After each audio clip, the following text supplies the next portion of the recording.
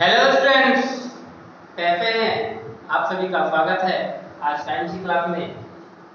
पिछले वीडियो में आप लोगों को फोर्थ चैप्टर में टॉपिक था सॉलिडिटी इन वाटर यानी जल में विलेयता। जल में विलेयता के बारे में हम लोग अध्ययन कर चुके हैं। आज हम हार्डनेस पढ़ेंगे, कठोरता। ये क्या है, कठोरता क्या होता है? बच्चों, थोड़ा आप जानते होंगे शब्द से ही अर्थ निकल रहा है कठोर वस्तु। कठोरता यानी हार्डनेस है क्या?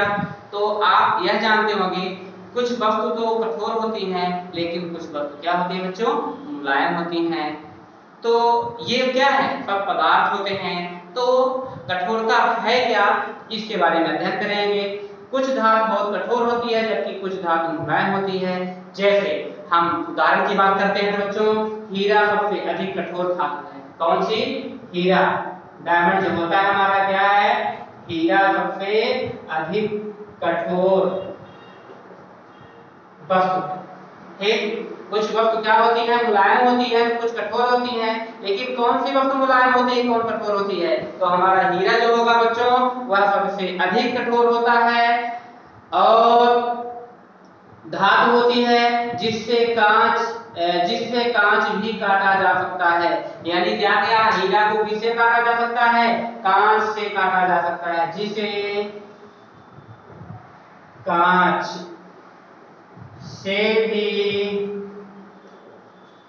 काटा जा सकता है। यानी ये हीरा क्या है? हीरा एक धातु है बच्चों, और क्या होती है? कठोर होती है। हीरा क्या है? धातु। और ये क्या है? बहुत ही कठोर होती है। इसे क्या करता है? कांच से भी काटा जा सकता है। याद रखिएगा।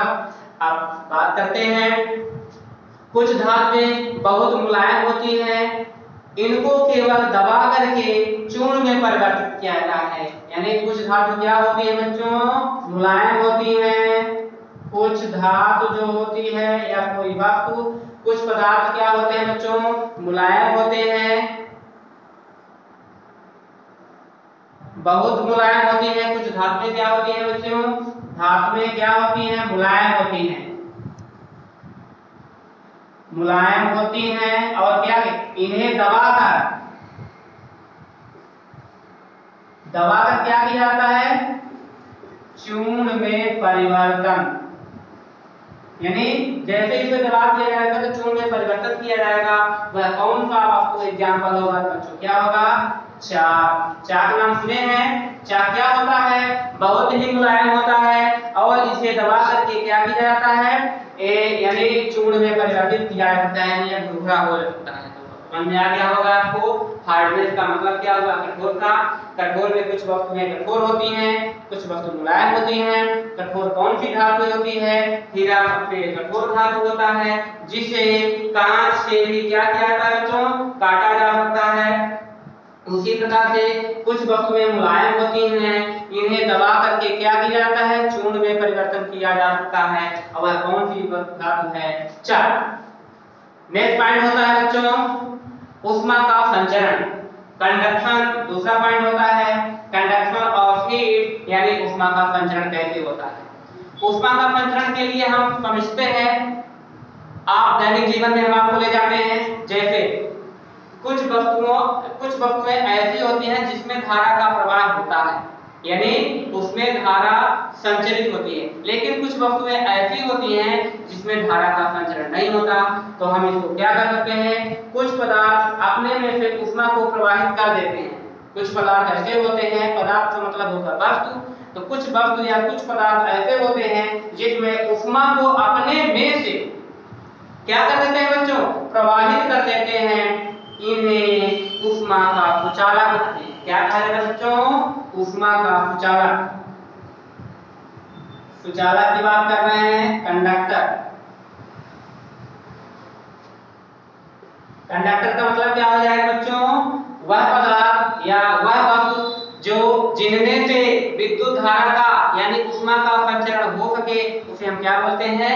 कंडक्टर कहा जाता है। जैसे आप एग्जांपल लेना चाहते हैं तो Au हो जाएगा सोना, Ag हो जाएगा सिल्वर, कॉपर हो जाएगा Cu। सब ऐसी धातु होती है वस्तुएं जिसमें ऊष्मा का संचरण यानी धारा का प्रवाह हो सकता है, तथा वे पदार्थ जो अपने में से ऊष्मा का प्रवाह नहीं कर सकते उसमें क्या कहते हैं बच्चों, ऊष्मा का कुचालक कहा जाता है। तो अगर कुचालक की बात करते हैं तो कुचालक, कुचालक को क्या बोला जाता है, इंसुलेटर या नॉन कंडक्टर। इंसुलेटर का मतलब क्या होगा बच्चों, या नॉन कंडक्टर का मतलब क्या होगा, वह पदार्थ जिनमें से विद्युत धारा का या ऊष्मा का संचालन नहीं होता है। यदि ऊष्मा का संचालन नहीं होगा तो क्या कहा जाएगा बच्चों, उसे हम कुचालक कहते हैं। और कुचालक में आप एग्जांपल जानते हैं, कौन सा एग्जांपल ले लिया जाए जिसमें धारा का प्रवाह ना हो, तो उसे बोलते हैं बच्चों लकड़ी, रबर, प्लास्टिक। ये सब क्या होते हैं, इसमें बच्चों धारा का प्रवाह नहीं होगा, यानी कुचालक होते हैं। रबर में लगाएं तो रबर में धारा का प्रवाह नहीं होगा। आप XYZ यानी आप इसका प्रयोग भी कर सकते हैं। लेकिन यहाँ पे लगा हुआ एक पॉइंट और आता है, सेमीकंडक्टर। सेमीकंडक्टर का मतलब होगा अर्धचालक। और अर्धचालक किसे कहते हैं बच्चों, वह पदार्थ जिसमें आधे वस्तुओं में धारा का प्रवाह होता है तथा कुछ वस्तुओं में धारा का प्रवाह नहीं होता। यानी आधे पदार्थ में धारा का प्रवाह होगा और आधे में नहीं होगा। जब आधे में होगा और आधे में नहीं होगा तो इसे क्या बोलते हैं बच्चों, अर्धचालक बोला जाता है। अर्धचालक में क्या हो जाएगा, इसका एग्जांपल होगा सिलिकॉन, जर्मेनियम। और सिलिकॉन हो गया, जर्मेनियम भी हमारे एग्जांपल हैं। इसमें धारा का प्रवाह होता है आधी वस्तु में और आधी में नहीं होता। ठीक है बच्चों, ये रहा आपका क्या, ऊष्मा का संचरण। रसोई के बर्तन धातुओं के बने होते हैं क्योंकि धातु ऊष्मा की क्या होती है, सुचालक होती है। रसोई के बर्तन जो होते हैं धातुओं से बना होता है और धातुएं जो होती है बच्चों क्या होती है, ऊष्मा का संचरण कर सकती हैं। खाना बनाने वाले बर्तन में ऊष्मा आसानी से प्रवाहित हो जाती है और इन बर्तनों का हैंडल लकड़ी अथवा प्लास्टिक का बना होता है। आपको पता होगा, जानकारी होगी, जो कुकर होता है, कुकर का जो हैंडल होता है प्लास्टिक का बना होता है। और वो क्या बच्चों, बैकेलाइट या क्या बोलते हैं उसको, बैकेलाइट बोला जाता है। उसमें ऊष्मा का संचरण नहीं होता है और ना ही गर्म होता है, जिसमें से ऊष्मा का प्रवाह नहीं होता, इसलिए खाना बनाते समय हैंडल गर्म नहीं होता। आप क्या अनुभव किए होंगे, जब आप हैंडल पकड़ते हैं खाना बनाते समय तो क्या होता है बच्चों, इसमें आपको प्रॉब्लम होती है क्या इसको ये क्या गर्म होता है। मान लीजिए खाना पक रहा है, ये बर्तन पूरा गर्म हो गया, ठीक, लेकिन आप इसको जब टच करते हैं तो निकालते हैं तो क्या होता है, क्या गर्म रहता है, नहीं गर्म रहता। क्यों नहीं होता, क्योंकि इसके अंदर यानी क्या है, ये आपका धातु तो है लेकिन उसके ऊपर क्या हो गई बच्चों, एक परत चढ़ा दिया गया है। और वह क्या होगा, बेकेलाइट का परत होता है, नोबुलर का होता है। और ये इतना मतलब कुचालक होता है, इंसुलेटर होता है, इसमें धारा का प्रवाह ना होता है ना ऊष्मा का प्रवाह होने देता है। इसलिए इसको पकड़ करके आगे उतार करके और अलग साइड में रख दिया जाता है। यानी क्यों, क्योंकि ये सब क्या है, इंसुलेटर है यानी कुचालक है। ठोस अथवा द्रव अवस्था में धातु ऊष्मा की कुचालक अथवा कुचालक हो सकती है।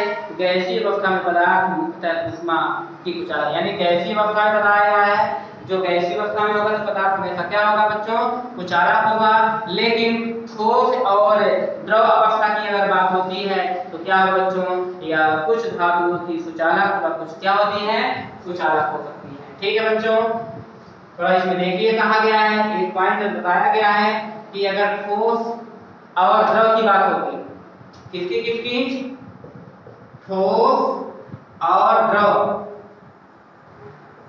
इन दोनों की बात अगर होगी तो क्या होगा, इसमें कुछ वस्तुएं क्या होती हैं, कुछ धातुएं सुचालक और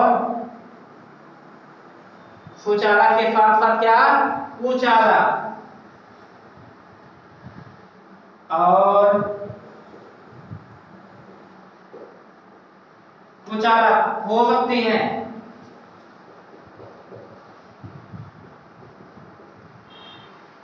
लेकिन अगर हम किसकी बात करेंगे, गैस की बात करेंगे बच्चों, तो गैस में क्या बताया जाता है, गैसीय अवस्था में पदार्थ मुक्तः क्या होती है, ऊष्मा की कुचालक होती है। यानी अगर गैसीय अवस्था की बात करूंगा तो क्या होगा, ये बच्चे क्या, ये धातु में क्या होती हैं, कुचालक अवस्था में ही, कुचालक अवस्था में ही रहती है। याद रखिएगा, मेन पॉइंट है ऑब्जेक्टिव टाइप के लिए। यानी ठोस द्रव होगा तो धातुएं क्या होती हैं, कुचालक और कुचालक हो सकती हैं। लेकिन अगर गैसीय अवस्था की बात करूंगा तो गैसीय अवस्था में क्या होगा बच्चों, वह क्या होगी, कुचालक अवस्था में ही रहती है। ठीक है, ये आपका रहा ऊष्मा संचरण। नेक्स्ट पॉइंट बात करते हैं विद्युत की चालकता। हम तीसरे पॉइंट की बात करते हैं, और तीसरा पॉइंट क्या होता है बच्चों,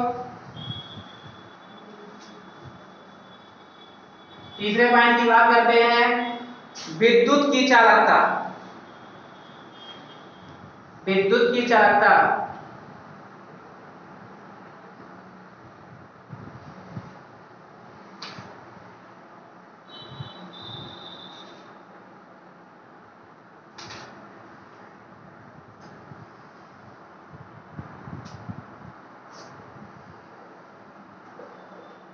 विद्युत की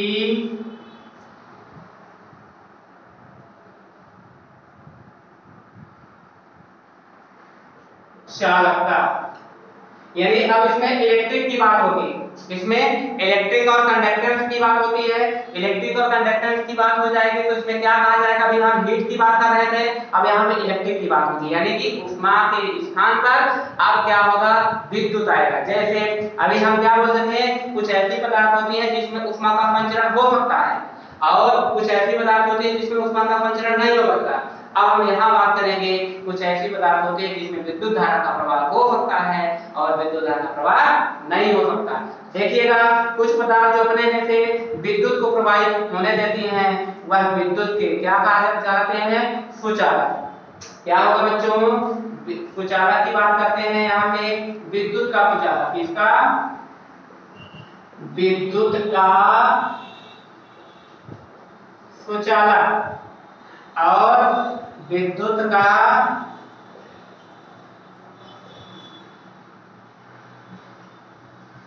कुचालक। ठीक है, तो इसमें क्या होगा, यानी इसमें विद्युत धारा को देखना है। कुचालक यानी कंडक्टर और नॉन कंडक्टर, इलेक्ट्रिक और इलेक्ट्रिक की बात होगी, तो जिसमें कहा जाता है कि यदि कुछ ऐसी पदार्थ होती है जिसमें क्या होगा, विद्युत धारा का प्रवाहित होना, यदि किसी पदार्थ में विद्युत धारा प्रवाहित होती है तो विद्युत का कुचालक कहलाता है। यदि किसी पदार्थ में विद्युत धारा क्या होती है बच्चों, प्रवाहित होती है, उसे हम क्या कहेंगे, विद्युत का कुचालक कहेंगे। और कुछ पदार्थ ऐसी होती हैं जिसमें विद्युत धारा का प्रवाह नहीं होता, उसे क्या कहेंगे, विद्युत का कुचालक। यानी धारा का प्रवाह होना, धारा का प्रवाह होना, इसमें क्या होगा बच्चों, धारा का प्रवाह, धारा प्रवाहित ना होना।